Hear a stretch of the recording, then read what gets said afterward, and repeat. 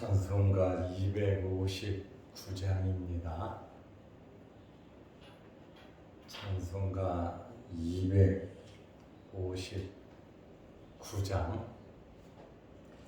예수 십자가에 흘린 피로써 그대는 씻기어 있는가.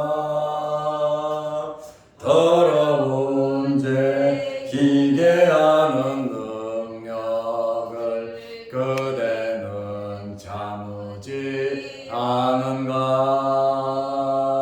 예수의 보혈로 그대는 씻기어 있는가.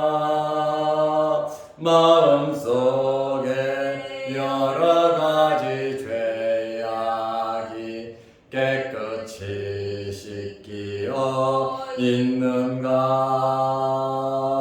주 예수와 만나서로 늘 함께 그대는 행동을 하는가. 아무 때나 어디서나 그대는 십자가 붙들고 있는가. 예수의 보혈로 그대는 씻기어 있는가. 마음속에 여러 가지 죄악이 깨끗이 씻기어 있는가. 주님 예수 다시 올 때 그대는 영접할 예복이 있는가. 그대 몸은 거룩한 곳 천국에 들어갈 준비가 됐는가. 예수의 보혈로 그대는 씻기어 있는가. 마음속에 여러 가지 죄악이 깨끗이 씻기어 있는가. 모든 죄에 더러워진 예복을 주 앞에 지금 다 벗어서 샘물같이 솟아나는 보혈로 눈보다 더 이게 씻으라. 예수의 보혈로 그대는 씻기어 있는가. 마음속에 여러 가지 죄악이 깨끗이 씻기어 있는가.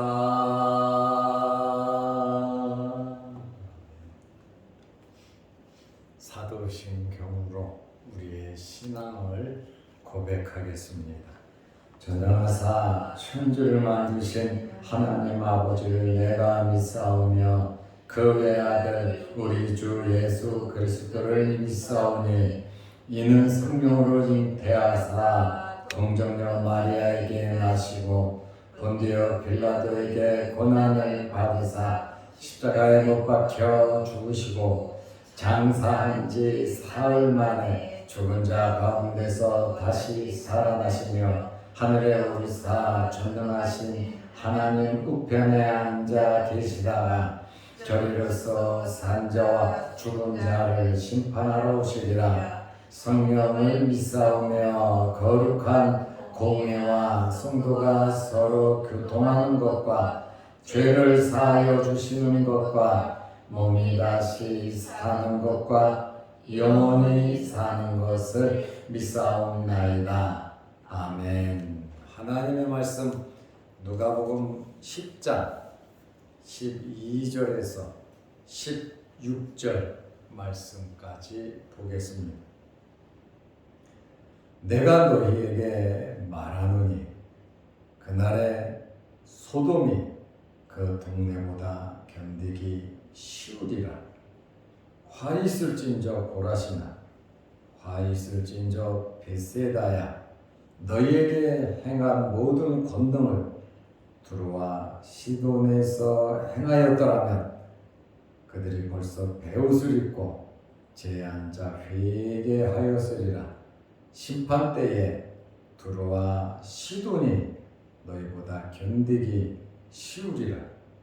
가버나움아 내가 하늘까지 높아지겠느냐 음부까지 낮아지리라. 너희 말을 듣는 자는 곧 내 말을 듣는 것이요 너희를 저버리는 자는 곧 나를 저버리는 것이요 나를 저버리는 자는 나 보내신 이를 저버리는 것이라 하시니라. 아멘. 16절 말씀까지 보았습니다. 누가복음 10장 1절에서 오늘 읽은 16절 말씀까지는 예수님께서 70인의 제자들을 둘씩 짝지어서 파송을 하기 전에 예수님께서 주신 말씀입니다. 이들이 며칠 동안 나가서 복음을 전할 건데 어떤 자세로 말씀을 전해야 하며 어떻게 해야 하며 또 너희를 영접할 때 또 너희를 영접하지 않을 때 어떻게 행하라고 하는 지침을 예수님께서 내려주시는 내용입니다. 그러니까 파송 전에 예수님께서 주시는 말씀입니다. 특별히 영접하지 않는 자들에 대해서 너희를 영접하는 자가 있으면 그 집에 들어가서 먹고 마시고 거기에 거하면서 말씀을 전하라 하셨고 너희를 만약에 영접하지 않으면 어떻게 해야 하느냐. 예수님께서 영접하지 않는 동네 지역 영접하지 않는 사람에 대해서 심판을 말씀하셨습니다. 영접하지 않는다고 하는 것은 단순히 2명씩 보낸 사람을 영접하지 않는 것이 아니라 너희를 보낸 너희를 일꾼으로 세운 하나님을 영접하지 아니하고 저버리는 것이다. 이렇게 말씀을 해 주셨습니다. 왜냐하면 기회를 놓쳤기 때문입니다. 또 거부했기 때문에. 기회라고 하는 것은 항상 있는 것이 아니다라고 하는 그러한 말씀입니다. 영접하지 아니하거든. 누가복음 10장 10절 말씀이죠. 너희를 영접하지 아니하거든. 지금 영접하지 않는 것에 대한 말씀을 하시면서 누가복음 10장 12절에 내가 너희에게 말하노니 그날에 영접하지 않는 지역, 동네, 그 사람에 대해서 하시는 말씀이에요. 그날은 하나님의 나라가 임할 때, 종말에 예수님께서 재림하실 때에, 심판할 때에 소돔이 그 동네보다 견디기 쉬우리라. 소돔을 말씀하고 있습니다. 소돔은 우리가 잘 알다시피 아브라함 시대에 유황불로 하늘에서 유황불이 내려서 멸망한 곳입니다. 얼마나 죄악이 관영한지 모릅니다. 100% 넘쳤습니다. 소돔과 고모라라고 하는 이 지역은 심판의 지역이고 악의 상징입니다. 소돔 고모라 하면 당장 심판이죠. 이 두 성읍은 회개하라고 하는 경고의 말씀을 듣고도 회개하지 않았습니다. 니느웨에 가서 복음을 전한 요나처럼 선지자가 막 돌아다니면서 전하지는 않았지만 누가 전했습니까? 아브라함이 있었고 아브라함의 조카 롯이 있었거든. 롯을 가리켜 의를 전파했다 그러잖아요. 의를 전파한 롯. 사위들에게도 말했더니 농담으로 여겼고, 소돔 사람들이 누가 너를 우리의 재판관으로 세웠냐? 네 말 듣기 싫다. 우리는 너부터 죽여야 되겠다고 롯까지 공격했던 이러한 소돔 사람들이, 롯은 살면서 그 자체가 하나님의 말씀을 전했고, 아브라함은 소돔 성을 위해서 하나님 앞에 중보의 기도를 간절히 기도를 했습니다. 이 두 성읍은 회개하지 않으므로 기회를 놓침으로 멸망했습니다. 그런데 예수님의 말씀은 그날에 소돔이 그 동네보다 견디기 쉬우리라, 너희가 가서 전한 그 동네보다 소돔이 쉬우리라, 이 말씀은 심판의 엄중함을 말하고 있습니다.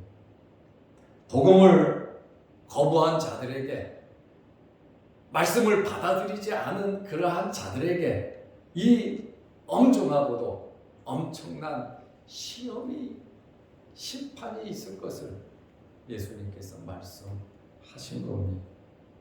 그러므로 기회는 항상 있는 것이 아니다. 기회가 왔을 때 빨리 받아들이고, 잘못한 것이 있으면 회개해야 그 다음 과정으로 들어갈 수 있는 것입니다. 그리고 예수님께서 누가복음 10장 13절에 세 개 지역을 말씀하고 있습니다.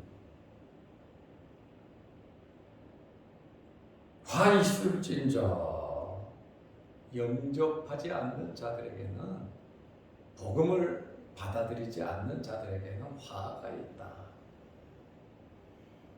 영접하는 자들에게도 하나님의 나라를 전파했고, 영접하지 않는 자들에게도 하나님의 나라를 전파했습니다. 제자들의 사명은 하나님의 나라를 전파하는 거예요.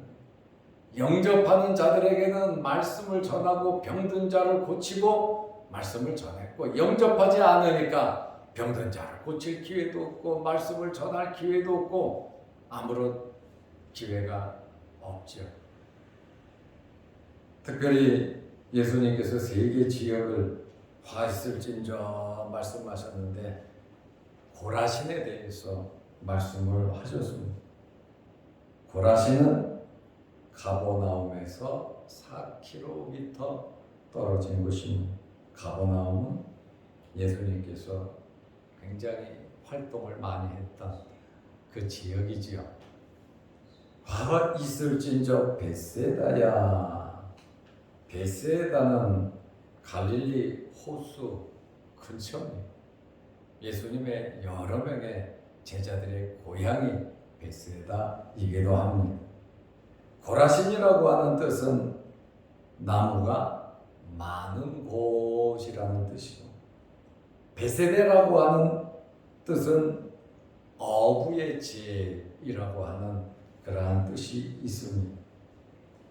특별히 이 고라신과 벳세다는 예수님께서 직접 말씀을 전하셨고, 예수님께서 이 지역에서 엄청나게 많은 기적을 행하셨습니다.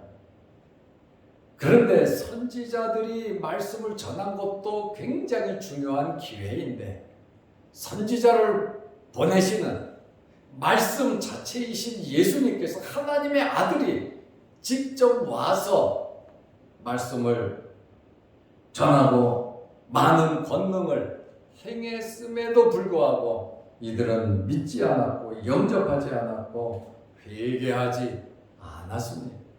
그렇죠. 예수님께서 오셔서 직접 말씀을 하셔도 받아들이지 않는 사람들이 선지자들이 가서 전한다고 그들이 받아들이고 회개하겠습니까? 자기 동족에게 예수님이 오셨지만 결국 자기 동족들이 예수님을 잡아 죽였습니다. 그러다 보니까 예수님께서 화 있을진저 고라시나 화 있을진저 베세다야 너희에게 행한 모든 권능을 두루와 시돈에서 행하였더라며. 두루와 시돈은 이방 지역입니다. 이방 지역이고 이방 사람들이고 하나님의 백성을 억압해서 이사야서나 예레미야서나 여기저기 선지서를 보면 엄중한 하나님의 심판이 선언이 되었고 망하기도 했습니다. 두루라고 하는 뜻은 바위라고 하는 뜻이고 시돈이라고 하는 뜻은 바닷가다 보니까 수산업이라고 하는 뜻이 있습니다. 두루와 시돈에서 예수님께서 행한 모든 권능을 행하였더라면 그들이 벌써 베옷을 입고 제앉아 회개하였을 것이다.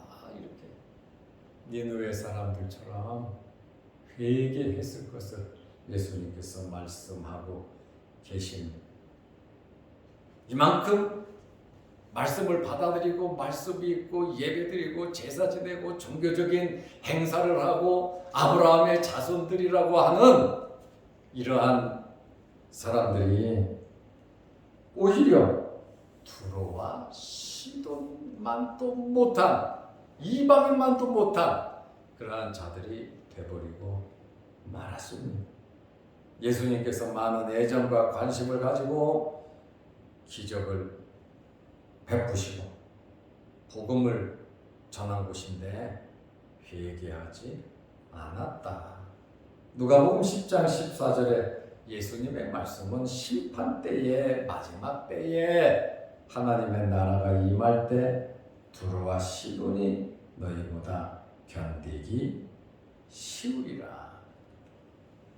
먼저 믿은 우리들이 먼저 예수님을 한 우리들이 습관적으로 신앙생활할 것이 아니라 날마다 말씀으로 성장 성숙하고 성령의 충만함을 받으면서 하나님의 말씀대로 우리는 살아야 되고 또 예수님께서 35팀으로 나누어서 70명을 파송하는데 파송하는 자들에게 지금 말씀을 하시는 건데 또한 우리에게 너희가 어떻게 살아야 할 것인가에 대해서 말씀을 하고 계신 겁니다.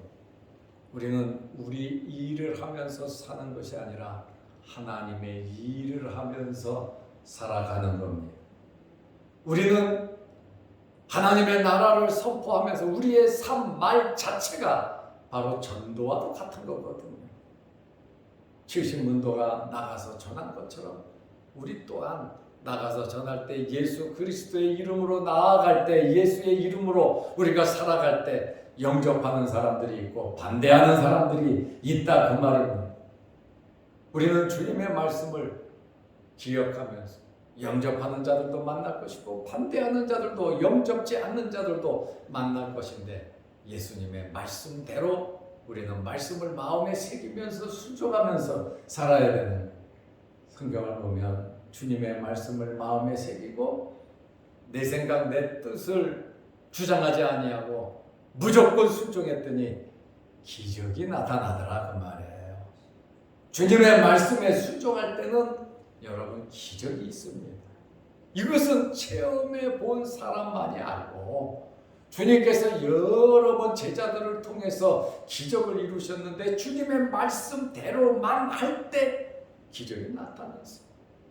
세금을 내야 되니까 베드로에게 야 가서 낚시질을 해서 올라오는 고기 입에서 3개를 뽑아서 세금을 내라.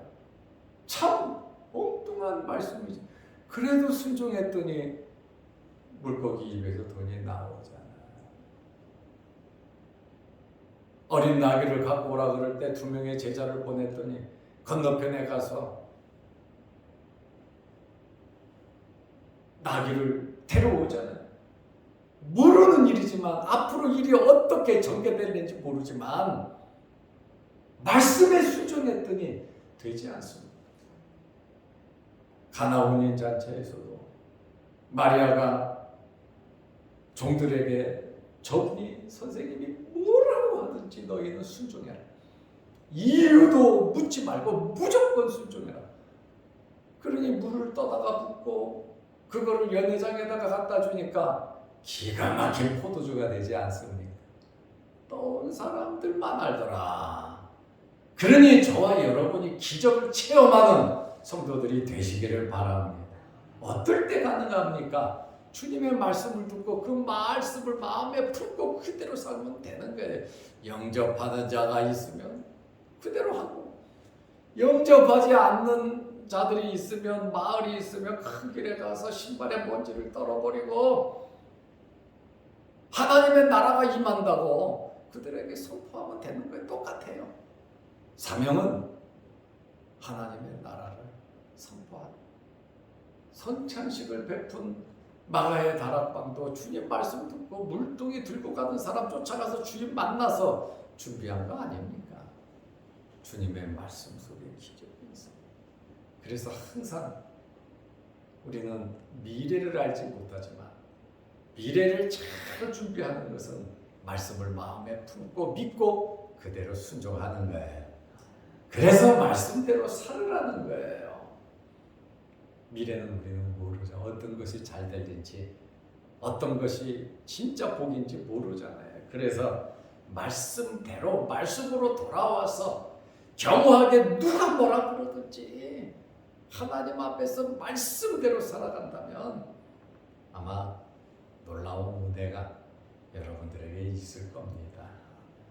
이 70명의 문도들이 나갔다가 돌아와서 내일 말씀을 드리겠지만은 17절에 보면 70인이 기뻐하며 돌아와, 이렇게 굉장히 기뻐하며 돌아왔죠. 아무것도 가지고 가지 말라. 돈도 필요 없고 이것도 주머니도 가지고 다니지 말고 뭐 지팡이뿐만 아니라 아무 양식도 가지지 말고 그냥 가서 전하면 아버지가 너희를 보내신 분이 아버지니까 사람들을 시켜서 먹을 거를 준다. 싹을 받는 것이 마땅하지 않냐. 그러니 우리가 이 세상 삶에 있어서 주인이 아니라 하나님께서 주인이시라는 거예요.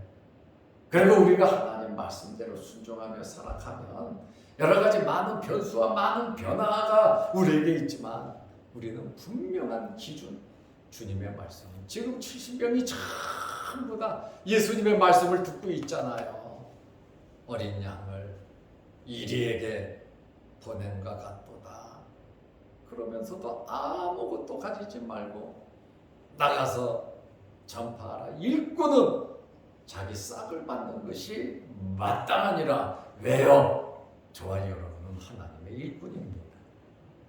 하나님께서 책임져 주신다고 하는 이 사실을 믿지 못하면 우리는 모든 것이 내 것이 됩니다.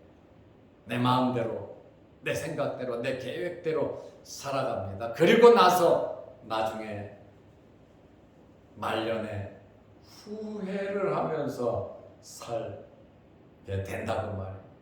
후회하지 않는 비결은 그저 말씀대로 순종하면서 살아가는 겁니다.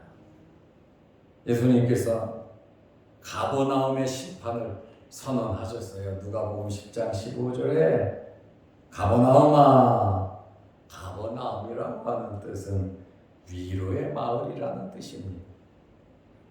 참 이 가버나움에 대해서 예수님께서 참 엄청난 마음을 썼고 갈릴리 사역의 중심지가 바로 가버나움이거든. 고라신 베세다도 그렇지만 이 가버나움은 정말 예수님 사역의 중심지.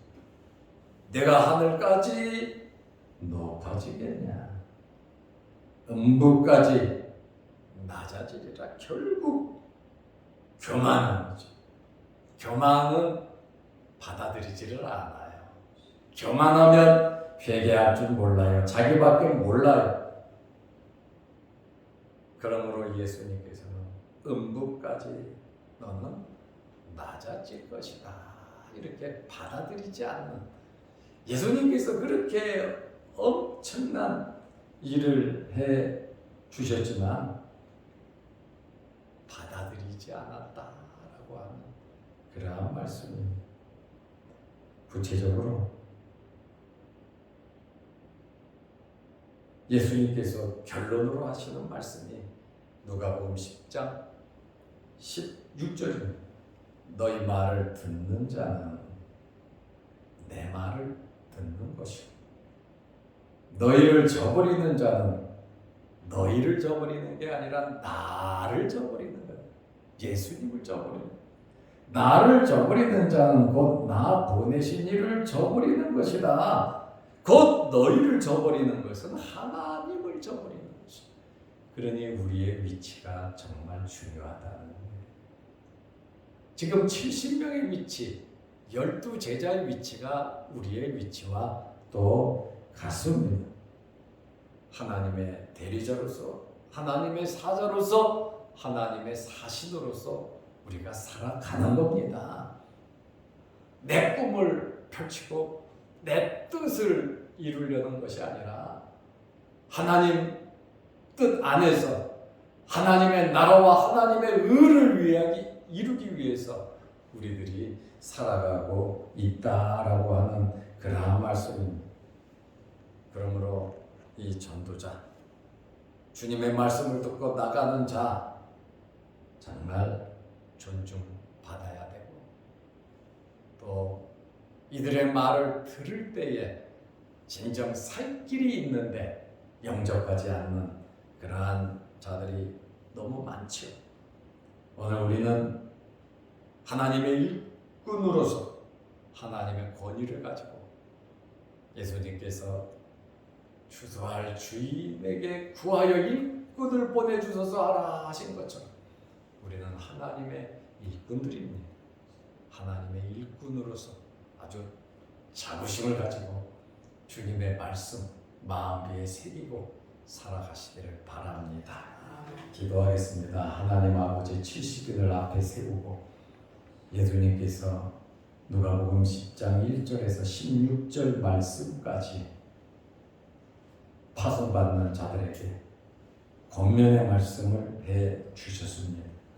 이런 경우 저런 경우를 말씀하시면서 또 파송되는 사람들을 위로하고 격려하면서 하나님께서 모든 것을 책임져 주신다고 하는 말씀을 하셨습니다.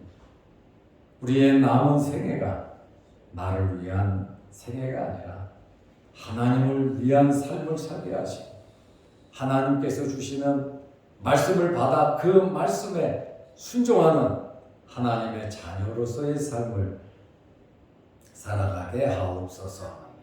오늘도 이 새벽에 주의 전에 나와 예배드리며 하나님께 기도합니다. 우리의 기도를 들어 주옵소서. 영상을 보며 함께 말씀으로 은혜 나누는 성도들에게도 풍성한 은혜를 허락하시고, 오늘 70명의 사도들에게 파송을 하며 주님께서 말씀하신 1절에서 16절의 말씀을 우리 마음 위에 새기고 우리도 이 세상에서 살아가게 하여 주옵소서. 예수님의 이름으로 기도드리옵나이다.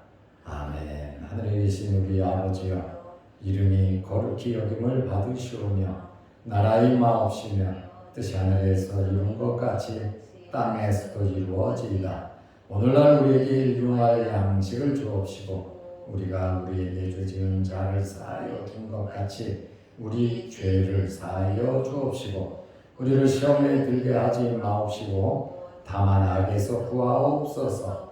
대개의 나라와 권세와 영광이 아버지께 영원히 있사옵나이다. 아멘. 자유롭게 기도하시기 바랍니다.